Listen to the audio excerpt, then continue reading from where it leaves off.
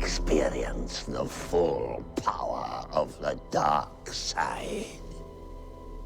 You'd be a very strange person indeed if you didn't know that I played Darth Sidious and also Palpatine, although of course I never admitted it in public, and George never admitted it on screen. Palpatine represents the devil. He represents the pure evil, the Dark Lord of the Sith, who is purely out to get more power and his greed. I'm appointing you to be my personal representative on the Jedi Council. Primarily, when you look at Episode 3, it is the story of Anakin Skywalker's fall. But one of the things I find more interesting is the whole arc of the character that Ian plays as Palpatine and Sidious. Takes us back to the old Return of the Jedi days. Absolutely does. I haven't seen a polished helmet since those days. And you, young Skywalker, we will watch your career with great interest. If you wanted a subtitle for these movies, it could be Fathers and Sons. I need your help, son. And while Palpatine isn't, we must assume, Anakin's natural father in this film, he's certainly a father figure for him. So then you could pull him. Yeah. You say, I've known you since you were a little boy. Everybody believes it's Darth Vader, who's the really ultimate bad guy, but the guy who's truly evil is Palpatine. He has manipulated this whole saga. Ian does such an amazing job of playing the puppet master. You know, he pulls each string with such charming yet evil precision. I think one of the factors of the character I play is temptation, and Anakin is tempted and indeed seduced by what Palpatine has to say and has to offer. You wanted to see me, Chancellor? Yes, Anakin, come closer. I have good news. People, I think, will find him very conflicted and understand his plight. But at the end of the day, he wants this thing called power. It's all really well embodied in one scene at the opera, where Palpatine shares a story, an old Sith tale, which very much impressed Anakin at the very core of sort of his fears and desires. Palpatine sort of tightens his hold on Anakin and instills very profound notions of grandeur. The dark side of the Force is a pathway to many abilities some consider to be unnatural. Ian has been amazing to watch. I mean, he comes from that English stage background where he learns the lines, he nails it every single time.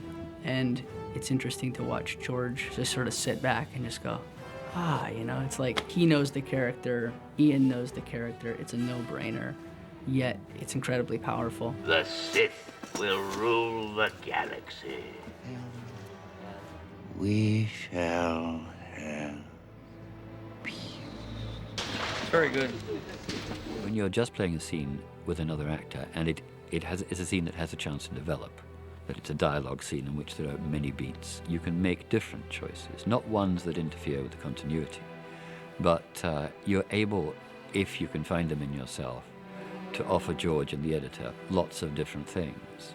For a safe and secure society. That was perfect, wasn't it? Absolutely perfect, Ian. Ian's one of the few actors who actually likes to get made up. You got to remember, he comes from the theater, comes from one of the best theaters, not only as a director, but a wonderful actor. All actors who really are playing a different character altogether really love to get into the kit because that helps them so much become this other person that they're playing. I really feel I know Palpatine and the other guy, who I think we're allowed to talk about now, quite well. We've been intimates for the best part of 30 years, and I've been switching between those two characters, as you would imagine. So in and out of two different makeups on a regular basis. I think these guys are getting really good at it now. And they got it down to an hour and 3/4. Now I think they could probably do it in their sleep. They certainly do it in mine. What kept you? I found when I read the script, not only did I have a lot to say, but I had a lot to do that he seemed to have turned into Action Man. Ian is a classical Shakespearean actor. You know, the last thing in the world that he can do or wants to do is be a Jedi Master. You know, he is not a Jedi Master. He's got to be even more powerful than the Jedi. You know, so it's not that was not a day that he relished. I knew we'd be shooting those scenes in about 5 days, so I didn't have that long with Nick to get up to speed. Relax. There you go, like that. It's got to look mean. Go over and over. It's got to act. Over and over, and I take it away like that. We had to incorporate Ian into those sequences. We he learned to move at a specific speed and sort of dexterousness that Ian just doesn't have yet because he wasn't focused on doing that. And then backing up. But I didn't know he could use a lightsaber. And twice as fast. In fact, no, 500 times as fast as anyone else. And sometimes, you know, he would not be looking, and I whacked him. You get hit, and those things hurt when you get hit. I think it really came off. I was very worried about it when we were shooting, and I know how uncomfortable Ian was. Both of them were. But I think they did a great job because it's a fight of close-ups. It's a fight of the two of them sensing who has got the greater strength. And then boom, you're right back in, face to face with them. Great sequence.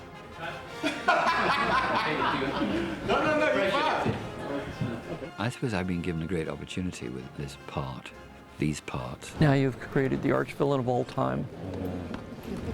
But I guess it's all in a day's work. I've been waiting for this, as Palpatine has, for 20-odd years. But I can't think of anyone who's been allowed to undergo so many changes over a whole period of time, never mind over 4, and now 5, since I'm now part of the Empire Strikes Back movies. So it's been a very interesting journey, and it's been very nice to wait till the end to do, I suppose, the most rewarding and most challenging part. So in a sense, I've had about 25 years to think about it. so if I've got it wrong, you know, it's entirely my fault.